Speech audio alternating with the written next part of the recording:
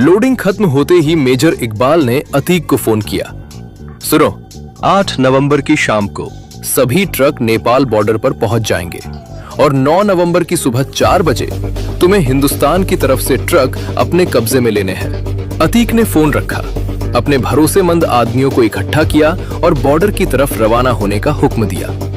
8 नवंबर की शाम इस्लामाबाद की उस फैक्ट्री में सभी ट्रक तैयार खड़े थे, नोटों से भरे, बंद, रवाना होने का इंतजार करते हुए। बस एक आखिरी हरी झंडी की देर थी।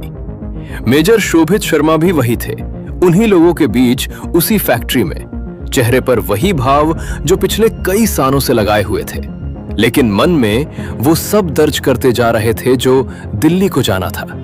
उधर तराई में अतीक के आदमी भी तैयार थे, बॉर्डर के पास चुपचाप ट्रकों का इंतजार करते हुए।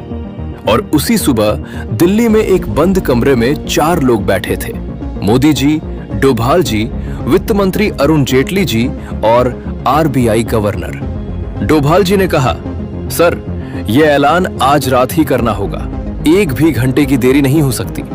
मोदी जी ने एक बार सबकी तरफ देखा, फिर धीरे से सिर हिलाया।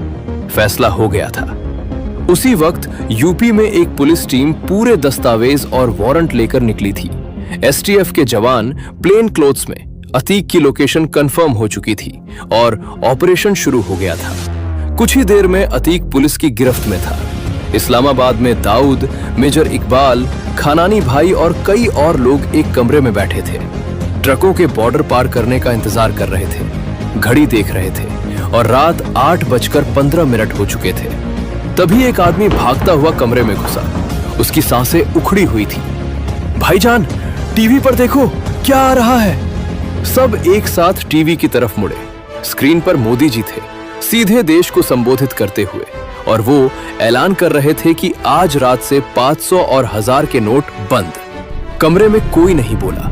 नोटों से भरे ट्रक बाहर खड़े थे। सब कुछ तैयार था और सब कुछ एक झटके में कागज हो गया था। खानानी बड़ा उठा, कमरे से बाहर निकला, छत पर गया और उसी वक्त नीचे गिरकर उसने अपनी जान दे दी।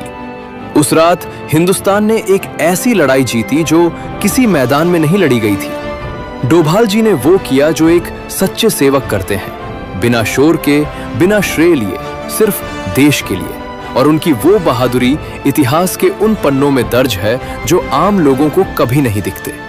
और मोदी जी ने वो फैसला लिया जो शायद दुनिया का कोई और नेता उस वक्त नहीं ले सकता था।